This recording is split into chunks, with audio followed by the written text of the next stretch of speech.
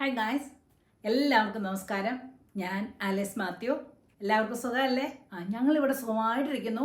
മഴയൊക്കെ കഴിഞ്ഞുകൊണ്ട് നല്ലൊരു വെതറാണ് ഇപ്പം. വെയിലങ്ങോട്ട് ഭയങ്കരമായിട്ട് തെളിഞ്ഞു വരുമ്പോൾ നല്ല ചൂടുണ്ട്. പക്ഷെ എന്ന് പറഞ്ഞാലും രാവിലെയൊക്കെ നല്ലൊരു സുഖമാണ്. നല്ലൊരു ചെറിയൊരു തണുപ്പും ഒക്കെയാണ്. അപ്പം നടക്കാനൊക്കെ ആണെങ്കിൽ നല്ല സുഖമാണ്. അങ്ങനെ നല്ലൊരു ക്ലൈമറ്റാണ് ഇപ്പം ഇവിടെ. മഴയൊന്നും നിന്ന് തന്നെ ആശ്വാസം. കാരണം വഴികളൊക്കെ മറ്റേത് കുഴി ഏതാ തോടേതാ എന്നൊന്നും അറിയാൻ മേലാതെ ഇങ്ങനെ വെള്ളമൊക്കെ കയറി കിടക്കുവാണ്. അപ്പോൾ ഇപ്പം കുഴി കണ്ടിട്ട് വണ്ടിയൊക്കെ മാറ്റി പോകാനായിട്ട് സാധിക്കും. അങ്ങനെ യാത്രയൊക്കെ ഇച്ചിരി ബെറ്റർ ആയിട്ടുണ്ട്. ഇന്ന് ഞാൻ പറയാൻ പോകുന്ന കാര്യം കേട്ടതാ നിങ്ങൾ ചിരിച്ച് മണ്ണ് കപ്പും. കാരണം ഈ വിവരം കേട്ടിട്ട് ഞാനും ഹസ്ബൻഡും കൂടെ കുറേ ചിരിച്ചെന്നുള്ളതാണ്. കഴിഞ്ഞ ദിവസം ഞങ്ങളെക്കുറിച്ച് ഒരാൾ പറഞ്ഞൊരു കമൻറ്റ് എൻ്റെ ചെവിയിലെത്തി. എന്താണെന്ന് അറിയാമോ? അവർ അമേരിക്കയിൽ നിന്ന് വീടും കൂടും എല്ലാം വിറ്റിട്ട് നാട്ടിൽ വന്നു. അവർക്ക് വീടുമില്ല, കൂടുമില്ല, ഒന്നുമില്ല.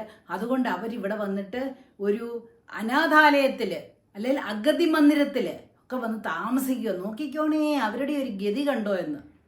ഇത് കേട്ടോ എങ്ങനെ ചിരിക്കാതിരിക്കാമെന്ന് പറയില്ലേ? എനിക്കിപ്പോൾ ആരോടും പറഞ്ഞു ഫലിപ്പിക്കേണ്ട കാര്യമൊന്നുമില്ല. ഞങ്ങൾ അഗതി മന്ദിരത്തിലോ അനാഥാലയത്തിലോ ഒന്നുമല്ല താമസിക്കുന്ന, അല്ലെങ്കിൽ ഞങ്ങൾ ഭയങ്കര പണക്കാരാണ് എന്നൊന്നും എനിക്ക് പറഞ്ഞു ഫലിപ്പിക്കേണ്ട യാതൊരു കാര്യവും ഇല്ല. അതിനൊരു എക്സ്പ്ലനേഷൻ കൊടുക്കാനായിട്ട് ഞാനില്ല. കാരണം ഞാൻ അതുപോലെ വലിയ പൈസക്കാരത്തെ ഒന്നുമല്ല കേട്ടോ. അതുകൊണ്ട് തന്നെ ആവശ്യത്തിന് കാശുണ്ട്, ജീവിക്കാനുള്ള വകയുണ്ട്. ഇതിൻ്റെ ഒന്നും ക്ലാരിഫിക്കേഷൻ ഒന്നും കൊടുക്കേണ്ട എനിക്ക് യാതൊരു കാര്യവും ഇല്ല. ഇങ്ങനെയൊക്കെ പറഞ്ഞു കഴിഞ്ഞാലൊന്നും എനിക്ക് ഏശത്വം ഇല്ലെന്നുള്ളതാണ് വാസ്തവം. പക്ഷേ ഇതിനെക്കുറിച്ചൊരു വീഡിയോ ചെയ്യണമെന്ന് പറഞ്ഞതിൻ്റെ കാര്യം എന്താണെന്ന് അറിയാമോ? ഇപ്പോഴും നമ്മുടെ കേരളത്തിലുള്ള ഒരുപാട് പേർക്ക് ഇവിടെ എന്താ സംഭവിക്കുന്നത്, എന്നതൊക്കെയാണ് നടക്കുന്നതെന്നൊന്നും ഒരു അറിവുമില്ല. അല്ലെങ്കിൽ ഇതുപോലെയുള്ള എന്താണ് റിട്ടയർമെൻറ്റ് ഹോം എന്താണെന്നോ അഗതി മന്ദിരം അല്ലെങ്കിൽ അനാഥാലയം എന്താണെന്നോ ഒന്നും അങ്ങോട്ട് വേർതിരിച്ചെടുക്കാനായിട്ടുള്ള കഴിവില്ലാത്ത കുറച്ച് പേരെങ്കിലും ഉണ്ട്. അപ്പോൾ അങ്ങനെ ആരെങ്കിലും നിങ്ങളോട് പറയുകയാണെങ്കിലോ അല്ലെങ്കിൽ അവരെയൊക്കെ ഒന്ന് ബോധവൽക്കരിക്കാൻ വേണ്ടി മാത്രം ഞാനിത് പറയുകയാണ്. ശരിക്കും എനിക്ക് വലിയ പണക്കാരിയാണെന്നുള്ള യാതൊരു ഭാവവും ഇല്ല കേട്ടോ. കാരണം ഞാൻ പണക്കാരിയല്ല. അതുകൊണ്ട് തന്നെ നല്ലവണ്ണം കഷ്ടപ്പെട്ട് ജോലി ചെയ്ത് ആരുടെയും സഹായം കൂടാതെ, വീട്ടിൽ നിന്നോ ബന്ധുക്കാരുടെ കയ്യിൽ നിന്നോ ഒന്നും വാങ്ങാതെ, അല്ലെങ്കിൽ മകൻ്റെ കയ്യിൽ നിന്നോ മകൻ്റെയോ സഹായം ഒന്നും കൂടാതെ ഞാനും ഹസ്ബൻഡും കൂടെ നമ്മുടെ സ്വന്തം ചെലവിൽ ഇവിടെ ജീവിക്കുകയാണ്. അങ്ങനെ ജീവിക്കാനായിട്ടുള്ള ഒരു കൃപ ദൈവം തന്നിട്ടുണ്ട്. അങ്ങനെ ഞങ്ങളിവിടെ ജീവിക്കുന്നത്. ഈ ജീവിതം ഞാനും ഹസ്ബൻഡും കൂടെ തന്നെ തിരഞ്ഞെടുത്തിയ ഒരെണ്ണമാണ്. റിയലിസ്റ്റിക് ആയിട്ട് ലൈഫ് എന്താണെന്നും ഇനിയുള്ള ജീവിതം എന്താണെന്നും എന്തൊക്കെ സംഭവിക്കാം എന്നൊക്കെ ഒരു ചെറിയൊരു കാൽക്കുലേഷനിൽ, എല്ലാം നമ്മൾ കാൽക്കുലേറ്റ് ചെയ്യുന്ന പോലെ ഒന്നും വരണമെന്നില്ല. എങ്കിലും താൻ പാതി ദൈവം പാതി എന്നല്ലേ പറയുന്നത്. അപ്പം നമ്മുടെ പാതി നമ്മൾ ചെയ്ത് ഞങ്ങൾ തന്നെ തിരഞ്ഞെടുത്ത ഒരു ജീവിതത്തിലാണ് ഞങ്ങൾ ഈ റിട്ടയർമെൻറ്റ് ഹോമിൽ വന്ന് താമസിക്കുന്നത്. അപ്പോൾ ഈ അനാഥാലയവും അഗതി മന്ദിരവും ഒക്കെ എന്താണെന്നുള്ളതിൻ്റെ അറിയാൻ മേലാത്തവർക്ക് വേണ്ടി ഞാനിന്ന് പറയാം.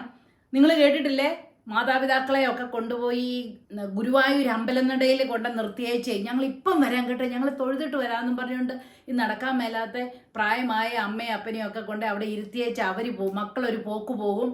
അവരെ അവിടെ ഉപേക്ഷിച്ചിട്ട് പോകും. അല്ലെങ്കിൽ വേളാങ്കണ്ണി പള്ളി കൊണ്ടുപോകാമെന്നും പറഞ്ഞുകൊണ്ട് പേരൻസിനെയും കൊണ്ട് പോകും. പ്രായമായവരെ, മേലാത്തവരെയാണേലും അയ്യോ അവർക്ക് നേരം ആ പുണ്യസ്ഥലം ഒന്ന് കാണാൻ പോകണമെന്നും പറഞ്ഞുകൊണ്ട് അവരവിടെ ചെല്ലും. അവിടെ ചെന്ന് കഴിയുമ്പോൾ മക്കൾ എന്ത് ചെയ്യുമെന്നറിയാമോ? അമ്മ ഇവിടെ ഇരിക്കേ, ഞാൻ ഇപ്പം വരാമെന്നും പറഞ്ഞ് ഒരു പോക്ക് പോകും, പിന്നെ കാണത്തില്ല. അപ്പോൾ അവരിങ്ങനെ ഇരുന്ന് കഴിയുമ്പോൾ അവരെ ആരെങ്കിലും അവസാനം കണ്ടുപിടിക്കും. ഇവർക്ക് ആരും ഇല്ലാതെ ഇങ്ങനെ ഒറ്റപ്പെട്ടു പോയെന്ന് പറയുമ്പോൾ അങ്ങനെ ഒന്നുമില്ല, അവർക്കൊന്നുമില്ല. അപ്പം അങ്ങനെയുള്ളവരെ ഏറ്റെടുത്ത് നടത്തുന്ന, അങ്ങനെയുള്ളവർക്ക് വന്ന് നിൽക്കുന്ന സ്ഥലമാണ് ഈ അഗതി മന്ദിരം അല്ലെങ്കിൽ അനാഥാലയം. അവർ തന്നെയല്ല കേട്ടോ, നമുക്ക് പൈസയ്ക്കൊക്കെ കുറവുള്ളവരും അങ്ങനെയൊക്കെ ഉള്ളവരാണ് താമസിക്കുന്ന സ്ഥലമാണ് അഗതി മന്ദിരം അല്ലെങ്കിൽ അനാഥാലയം എന്നൊക്കെ പറയുന്നത്. പറഞ്ഞാൽ ആരും ഓർക്കില്ല, പൈസയൊന്നും ഇല്ലാത്തവർക്ക് താമസിക്കാനായിട്ട് പറ്റിയൊരു സ്ഥലമാണത്. ഇപ്പം എനിക്കറിയത്തില്ല അവിടെ എന്തെങ്കിലും ചാർജസ് ഒക്കെ ഉണ്ടോ എന്ന് എനിക്കറിയത്തില്ല. എങ്കിലും ഉണ്ടെങ്കിൽ പോലും അത് വളരെ തുച്ഛമായിട്ടുള്ളതായിരിക്കാനാണ് സാധ്യത. പണ്ടൊക്കെ കേട്ടിട്ടുള്ളതാണ് ഈ അഗതി മന്ദിരത്തിലാണ് താമസം എന്നൊക്കെ പറഞ്ഞു കേട്ടിട്ടുണ്ട്. അതുകൊണ്ട് പറയുകയാണ്. അപ്പോൾ അതാണ്. പക്ഷേ ഈ റിട്ടയർമെൻറ്റ് ഹോം എന്ന് പറഞ്ഞാൽ എന്താണെന്നോ? ഈ റിട്ടയർമെൻറ്റ് ഹോമിൽ ഒരു അഡ്മിഷൻ കിട്ടണമെങ്കിൽ നമുക്ക് ഒരു വലിയ തുക തന്നെ ഡെപ്പോസിറ്റ് ആയിട്ട് കൊടുക്കണം. അതിനുശേഷം അതുപോലെ തന്നെ വലിയൊരു തുക ഓരോ മാസവും കൊടുത്താൽ മാത്രമേ സാമാന്യം നല്ലൊരു റിട്ടയർമെൻറ്റ് ഹോമിൽ താമസിക്കാൻ സാധിക്കത്തുള്ളൂ കേട്ടോ. അപ്പോൾ ഇതാണ് അനാഥാലയവും റിട്ടയർമെൻറ്റ് ഹോമും തമ്മിലുള്ള വ്യത്യാസം. നാട്ടിലുള്ള ഒരുപാട് പേർക്ക് അറിയത്തില്ല എന്താണ് ഈ റിട്ടയർമെന്റ് ഹോം. അവരൊക്കെ അടക്കിയേ സംസാരിക്കുകയുള്ളൂ. അയ്യോ, ഇന്നോരൊക്കെ പോയി വൃദ്ധസദനത്തിൽ പോയി താമസിക്കുകയാണ് എന്ന് പറയാൻ നമ്മൾ ഈ ചില സിനിമയിലൊക്കെയാണ് കണ്ടിട്ടുള്ളത്. നമ്മുടെ നാട്ടിലുള്ള കുറേ പേർക്ക് ഈ റിട്ടയർമെന്റ് ഹോം എന്ന് പറഞ്ഞു കഴിഞ്ഞാൽ എന്താണെന്ന് അറിയത്തില്ല. അവരുടെയൊക്കെ മനസ്സിൽ ഓടി വരുന്നത് എന്നാണെന്നറിയോ, പണ്ട് സിനിമയിൽ കണ്ട റിട്ടയർമെന്റ് ഹോം. ഒരു റിട്ടയർമെന്റ് ഹോം ഉണ്ട്, ഒരു അനാഥാലയം. അമ്മയെ അപ്പനെയും ആരും നോക്കാനില്ലാതെ അവർ വന്ന് താമസിക്കുവാണേ. അപ്പോൾ അവിടെയുള്ള ചില നല്ല ആൾക്കാരുടെ കരുണ കൊണ്ട് ആ റിട്ടയർമെന്റ് ഹോം ഒക്കെ ആ അമ്മമാർക്കും അപ്പന്മാർക്കും ഒക്കെ ചെലവിന് കൊടുത്ത് അവരെ അങ്ങ് നോക്കി ജീവിക്കുന്നതായിട്ടുള്ള കഥകളൊക്കെയാണ് നമ്മൾ കേട്ടിരിക്കുന്നത്. അപ്പം ആ ഒരു കൺസെപ്റ്റാണ് നമ്മളും ഇപ്പോൾ ഒരു റിട്ടയർമെന്റ് ഹോമിലാണെന്ന് പറഞ്ഞു കഴിയുമ്പോൾ നമ്മുടെ മലയാളികളുടെ മനസ്സിലോട്ട്, എല്ലാവരുടെയും അല്ല കേട്ടോ, കുറച്ച് പേരുടെ മനസ്സിലോട്ടൊക്കെ വരുന്നത്. അതുകൊണ്ടാണ് നമ്മൾ റിട്ടയർമെന്റ് ഹോമിൽ വന്നിരിക്കുന്നതെന്ന് പറഞ്ഞു കഴിയുമ്പോൾ അവർക്കെല്ലാം ഒരിത്, അയ്യോ ഇത്രയും പാപ്പരായി പോയോ, അമേരിക്കയിലേക്ക് പോയിട്ട് ആരുമില്ലേ നോക്കാനായിട്ട്, ഇവിടെയൊക്കെ വന്നിട്ട് ഈ അച്ഛൻ്റെയൊക്കെ കൃപയിൽ അങ്ങനെ അങ്ങ് കഴിയുകയാണ് എന്നൊക്കെയുള്ളൊരു വിചാരമാണ്. പക്ഷേ എല്ലാവരും ഇതൊന്ന് അറിഞ്ഞിരിക്കണം, എന്താണ് റിട്ടയർമെന്റ് ഹോം, എന്തിനാണ് ആൾക്കാർ റിട്ടയർമെന്റ് ഹോമിൽ വരുന്നതെന്ന് ഓർക്കണം. അതുപോലെ തന്നെ ഇത് പറയുമ്പോൾ ഞാനൊന്ന് പറയട്ടെ, എൻ്റെ വീഡിയോയുടെ താഴെ വന്ന് ഒരുപാട് പേര് പറഞ്ഞു, ഓ നിങ്ങളൊക്കെ താമസിക്കുന്ന ഇതുപോലെ വലിയ പണക്കാർക്ക് മാത്രമേ സാധിക്കത്തുള്ളൂ ഇതുപോലെയുള്ള റിട്ടയർമെന്റ് ഹോമിലൊക്കെ വന്ന് താമസിക്കാൻ എന്നൊക്കെ പറഞ്ഞ് ഒരുപാട് പേര് കമന്റ് ഇട്ടിരുന്നു. അപ്പോൾ അതിന് ഞാനൊരു വീഡിയോ ചെയ്യണമെന്ന് ഒത്തിരി നാളായിട്ട് ആലോചിക്കുകയാണ്. പക്ഷേ അതിൻ്റെ ഒരു കാര്യം കൂടി ഞാൻ പറയാം. വളരെ പൈസ കുറവുള്ളവർക്ക് അതുപോലെയുള്ള അനാഥാലയങ്ങളോ അല്ലെങ്കിൽ അഗതി മന്ദിരങ്ങളോ ഒക്കെ ഉണ്ട്. ചെറിയ തുക കൊടുത്താൽ മാത്രം, കംപ്ലീറ്റ് ആയിട്ട് അഗതി മന്ദിരം ഒന്നും ആകണമെന്നില്ല കേട്ടോ. ചാരിറ്റബിൾ ആയിട്ട് പാവപ്പെട്ടവർക്ക് വേണ്ടി നടത്തുന്ന റിട്ടയർമെന്റ് ഹോംസ് ഒക്കെ കേരളത്തിൽ ധാരാളമുണ്ട്. അവിടെയൊക്കെ തുച്ഛമായിട്ടുള്ള പൈസയിൽ താമസിക്കാൻ പറ്റും. പിന്നെ ഇപ്പം കേരളത്തിൽ ഉണ്ടാകുന്ന റിട്ടയർമെന്റ് ഹോംസിനെ കുറിച്ച് നിങ്ങളൊന്ന് ഇൻവെസ്റ്റിഗേറ്റ് ചെയ്താൽ നിങ്ങൾക്കറിയാം എന്തോ ഒരു ഭംഗിയായിട്ടും എന്തോ ഒരു സ്പെഷ്യാലിറ്റികളും ഒക്കെ ആയിട്ടാണ് ഓരോ റിട്ടയർമെന്റ് ഹോംസ് പണി കഴിപ്പിച്ചിരിക്കുന്നതെന്നല്ലേ പണിയുന്നതെന്ന്. ഞാൻ പണ്ട് പറഞ്ഞ പോലെയാണ്, ചെറിയ ടാർപോളിൻ വലിച്ചു കെട്ടിയ വീടുകളിൽ താമസിക്കുന്നവർ കുറേ പേര് കാണും, കുറച്ച് പേര് ഓടുമേഞ്ഞ വീടുകളിൽ താമസിക്കുന്നവർ കാണും, കുറച്ച് പേര് വാർക്ക കെട്ടിടത്തിൽ താമസിക്കുന്നത് കാണും, കുറച്ച് പേര് മണിമാളികകളിൽ താമസിക്കുന്നവർ കാണും. അപ്പോൾ ഇതുപോലെയുള്ള വിവിധ തരത്തിലുള്ള റിട്ടയർമെന്റ് ഹോംസ് ധാരാളമായിട്ടുണ്ട്. അപ്പോൾ നമ്മുടെ കഴിവനുസരിച്ച് നമുക്ക് എന്തൊക്കെ ഫെസിലിറ്റീസ് വേണമെന്ന് അനുസരിച്ച്, അല്ലെങ്കിൽ നമ്മുടെ കാശിൻ്റെ പരിമിതി അനുസരിച്ച് നമ്മൾക്കത് ഓരോന്നും തിരഞ്ഞെടുക്കാവുന്നതാണ്. നമ്മളിപ്പം ഇവിടെ റിട്ടയർമെന്റ് ഹോമിൽ വന്നിരിക്കുന്നതിൻ്റെ കാരണം എന്താണെന്ന് പറഞ്ഞു കഴിഞ്ഞാൽ, പ്രായമായി വരുമ്പോൾ നമുക്ക് പണ്ടത്തെ പോലെയൊന്നും ആഹാരമൊന്നും പാകം ചെയ്യാൻ പറ്റത്തില്ല, അല്ലെ ഗ്രോസറി മേടിച്ചുകൊണ്ട് വരാനായിട്ട് പറ്റത്തില്ല, അല്ലെ വീടിൻ്റെ മെയിൻ്റനൻസ് പറ്റത്തില്ല. ഇതിനെല്ലാത്തിനും ആൾ വേണം. മക്കൾ കൂടെ ഇല്ല, മക്കൾ ദൂരദേശത്താണ്, വിദേശത്താണ്. അപ്പനും അമ്മയ്ക്കും പ്രായമായെന്നും പറഞ്ഞുകൊണ്ട് മക്കളെ വിളിച്ച് അവരുടെ ജോലിയും കളഞ്ഞ് അവരുടെ ഭാവിയും കളഞ്ഞ് നമ്മളെ നോക്കാനായിട്ട് നിൽക്കണമെന്നൊക്കെ പറയുന്നത് ശരിയല്ല. ഒന്നാമതായിട്ട് അങ്ങനെ സപ്പോസ് ആരെങ്കിലും പറഞ്ഞാൽ തന്നെ കേൾക്കുന്ന മക്കളും ഇല്ല. അപ്പോൾ അങ്ങനെയൊക്കെ വരുന്ന സാഹചര്യത്തിൽ നമ്മൾക്ക് സേഫായിട്ട് ജീവിക്കാൻ പറ്റുന്ന ഒരിടമാണ് ഈ റിട്ടയർമെന്റ് ഹോം എന്ന് പറയുന്നത്. അത് നമ്മുടെ കാശിൻ്റെ ആസ്തി അനുസരിച്ച് നമുക്ക് ചൂസ് ചെയ്യാവുന്നതാണ്. ചില റിട്ടയർമെന്റ് ഹോമൊക്കെ ഉണ്ടല്ലോ 5 സ്റ്റാർ ഹോട്ടലാണ് എന്ന് പറഞ്ഞാൽ മുഴുവൻ സെൻട്രലൈസ്ഡ് AC. അവർ പറയുന്ന ഭക്ഷണ സാധനങ്ങൾ അവരൊക്കെ ഉണ്ടാക്കി കൊടുക്കും. അതുപോലെ തന്നെ ഷെഫൊക്കെ അവരുടെ യൂണിഫോമിൽ വന്ന് നിൽക്കുന്ന ഷെഫുകളും ഒക്കെ ഉണ്ട്.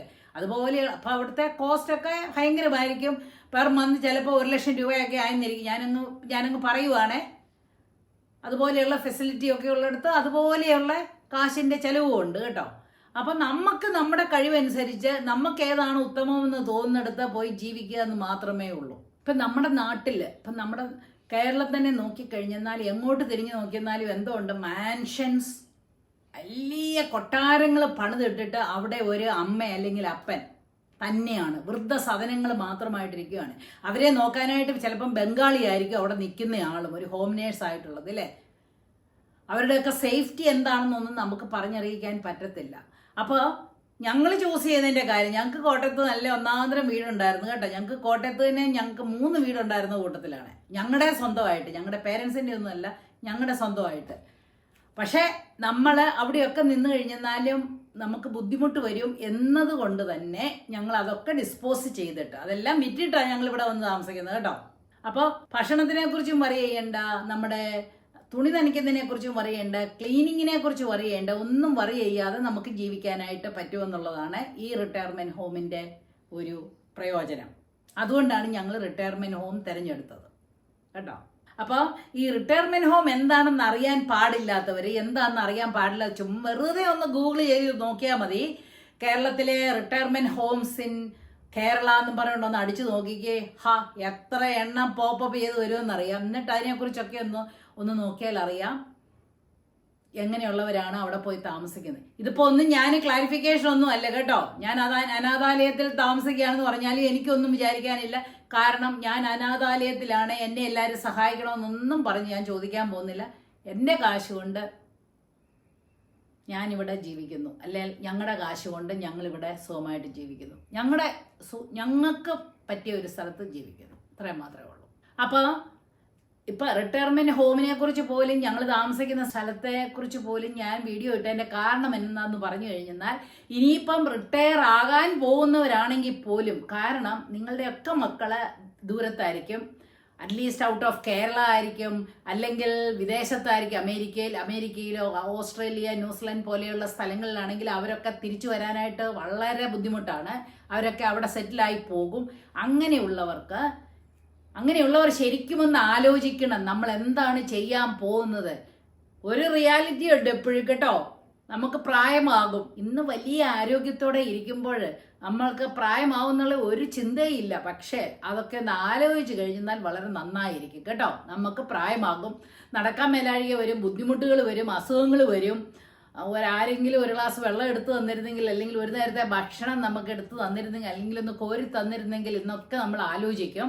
അങ്ങനെയൊക്കെയുള്ള ഒരു കാലം വന്നാൽ നമ്മൾ എന്ത് ചെയ്യുമെന്ന് ജസ്റ്റ് ഒന്ന് തിങ്ക് ചെയ്യാൻ വേണ്ടി മാത്രമാണ് എൻ്റെ ഈ വീഡിയോ ഞാൻ ഇടുന്നതും. അതിനെക്കുറിച്ച് അറിയാൻ മേലാത്തവർ കണിശമായിട്ടും ഒന്ന് ചിന്തിക്കുന്നതും നല്ലതായിരിക്കും കേട്ടോ.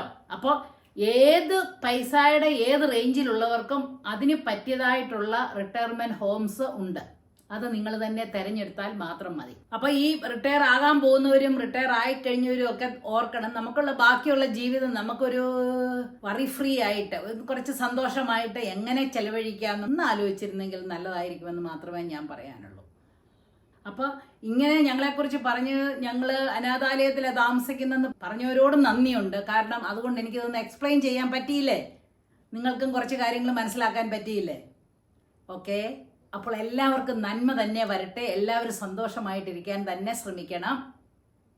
All the best.